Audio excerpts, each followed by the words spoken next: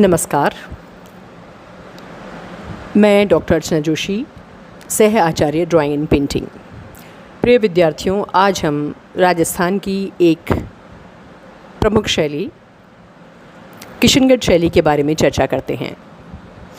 किशनगढ़ नाम आते ही या इस शैली का नाम आते ही एक आकृति या चित्राकृति आँखों के सामने नज़र आने लगती है। आप समझ गए होंगे मैं बनी ठनी के चित्र के बारे में चर्चा कर रही हूँ। जी हाँ, बनी ठनी का चित्र इसी शैली के अंतर्गत आता है। तो आरंभ करते हैं किशनगढ़ चित्र शैली। सबसे पहले ये जानें कि ये किस तरह से इतने दिनों बाद प्रकाश में आई। पहाड़ी चित्रकला में जो स्थान गुलेर कांगड़ा कलम का है, वही राजस्थान में किशनगढ़ कलम का है। किशनगढ़ चित्रों का सौंदर्य वर्षों तक कपड़ भंडार की गठरियों में बंद रहा, जो अकस्मात ही नाटकीय ढंग से एक जिज्ञासु अंग्रेज श्री एरिक डिकिंसन के आग्रह पर 1943 ईस्वी में उद्घाटित हो सका और उन्होंने यहाँ की चित्र वैशिष्ट में एक ऐसी नारी आकृति को पाया जिसे आज विश्व में बनी ठनी के नाम से जाना जाता है। यह सुकोमल नारी आकृति विश्व में भारतीय मोनालिसा के नाम से सहज ही प्रसिद्ध हो गई। आज प्रत्येक भारतीय किशनगढ़ चित्रों का रहस्य जानने एवं सौंदर्य के रसास्वादन हेतु आतुर रहता है। राजस्थानी चित्रकला को अपनी विशेष शैली प्रदान करने वाला किशनगढ़ राज्य राजस्थान के लगभग मध्य में स्थित है। इस राज्य की स्थापना जोधपुर के राजा उदय सिंह के 8वें पुत्र किशन सिंह ने 1606 ईस्वी में की थी। उन्हीं के नाम पर इस नगर का नाम किशनगढ़ पड़ा। राजा किशन सिंह नटवर गोपाल के उपासक थे। राजा किशन सिंह के पश्चात अनेक महत्वपूर्ण सम्राटियाँ हुए, जिन्होंने अपनी कलाप्रियता का प्रदर्शन किया। यहाँ हम जिक्र करना चाहेंगे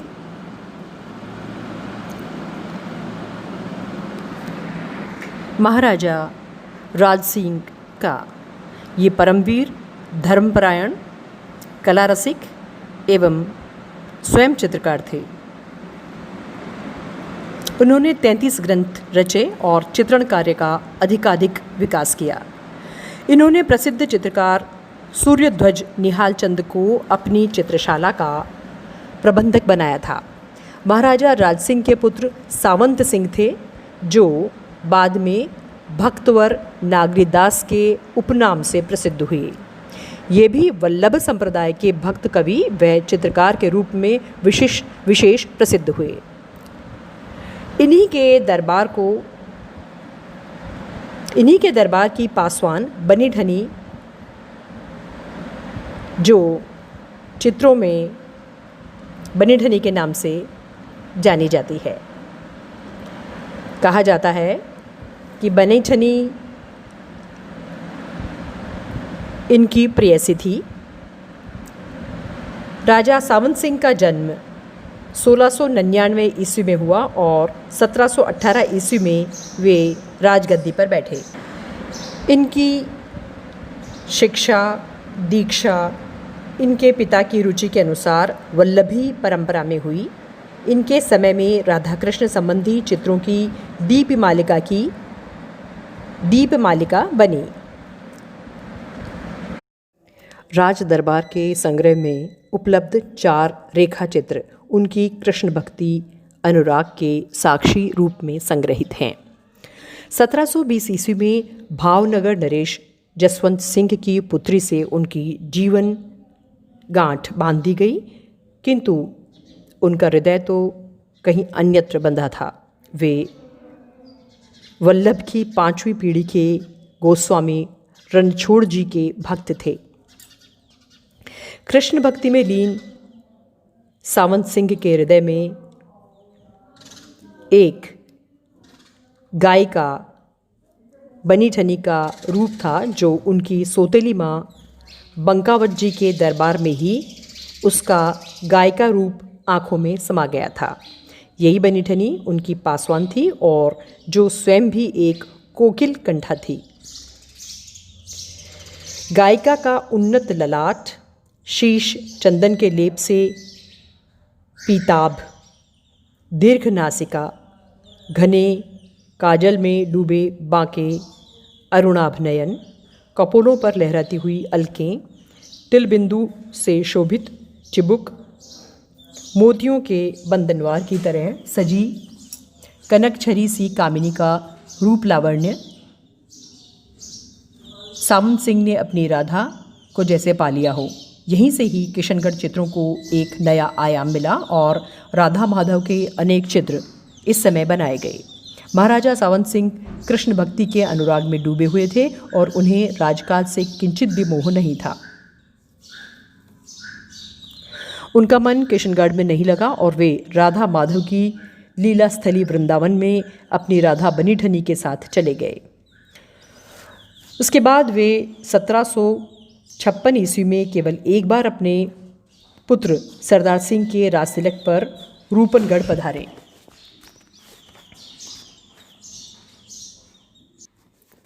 बनीठनी तथा नागरीदास जी के देहावसन के पश्चात वृंदावन के राधा वल्लभ जी के मंदिर के समीप ही इन दोनों की समाधियां बनी हुई है। नागरीदास के ग्रंथों की संख्या 75 बताई जाती है। उनका संकलन नागर सामुच्च नाम से प्रसिद्ध है। निहालचंद द्वारा नागरीदास के काव्य का चित्रण 1735 से 1757 ईस्वी के बीच में का है। अमरू और सूरजमल चितेरे ने भी नागरीदास के समय में ही चित्रण कार्य किया। निहालचंद के वंशजों में सीताराम व बदन सिंह का नाम विशेष उल्लेखनीय है। राजा बिड़द सिंह के समय में रामनाथ और सवाई राम ने कितने ही अच्छे चित्रों का चित्रण किया। बाद में महाराजा पृथ्वी सिंह के समय में जयपुर की छाया प्रकाश वाली शैली का प्रभाव किशनगढ़ के चित्रों पे आने लगा था। इसके उपरांत किशनगढ़ कलम धीरे धीरे पतनोन्मुख हो गई। और अब चर्चा करते हैं किशनगढ़ शैली के चित्रों की विशेषताओं के बारे में। किशनगढ़ शैली के चित्रों में पुरुषाकृतियाँ लंबी व छरहरी, समुन्नत ललाट, लंबी नासिका, मधुर स्मित से युक्त हिंगुली पतले अधर एवं खंजनाकृत अरुणाभ जैसी आँखें, कर्णांत तक खींची हुई नुकीली चिबुक, आजान बाहु, पतली सुकुमार अंगुलियां तथा बदन पर झूलते मोहम्मद शाही पारदर्शिक जामे तथा मूंगिया या श्वेत ऊंची पगड़ी में सजी आकृतियां मिलती हैं। नारी आकृतियां कोमल देह वाली तथा लज्जा से झुकी हुई लंबी छरहरी देह वाली बनी हैं और गौरवर्ण खंजनाकृति नयन, अलकों की मेघला से आच्छादित कपोल, धनुषाकार भ्रो, रेखा फूलों तथा अलंकारों से सजी दामिनी सी चमकती है। महावर में रंगे पैर तथा मेहंदी से रचे हाथ, नासिका में मुक्तामुक्त नथ, ऊंची चोली तथा पारदर्शी छपी चुन्नी, लंबे चुन्नटदार लहंगों में आवृत किशनगढ़ रूप यौवना राधा के श्रृंगार की बराबरी करती है। किशनगढ़ के चित्रों में पोत की ओर चित्रकार का झुकाव बढ़ गया था और उसने वस्त्रों तथा भवनों में ज्यों का त्यों अंकन करने की विधि अपनाने का प्रयास किया है। चितवन तथा हस्त व मुख मुद्राओं के भाव स्पष्टीकरण में रेखाओं का सौंदर्य यहाँ देखते ही बनता है। झीलों, पहाड़ियों, हरित वन प्रांतर व बगीची तथा पक्षियों की चहचहाट वाला वातावरण यहाँ के चित्रों में बड़ा सरल और सरस रूप में उभर कर आया है। कदली वृक्ष विशेषता के साथ बने हैं। खेत, संगमरमरी भवन, वन हरितमा, उष्ण रंगों में चित्रित स्त्री पुरुष तथा फंवारे व तैरते सारस युगल एक मधुर रंग योजना प्रस्तुत करते हैं। हाशिए गुलाबी तथा हरे रंगों के खत में बने हैं। चित्र नाप में प्राय बड़े बने हैं। मानवाकृतियों का समूह प्राय इन चित्रों में नजर आता है, जिसका संतुलन प्राय वास्तु वाले रूपों के साथ स्थिर किया जाता है। भागवत पुराण, गीत गोविंद, नागरीदास के पद, दरबारी वैभव विलास आदि यहाँ के चित्रों की विषय वस्तु है। प्राय नागरीदास के चित्र बहुत रोचक बन पड़े हैं और राग रागिनी के चित्र यहाँ देखने को नहीं मिलते हैं।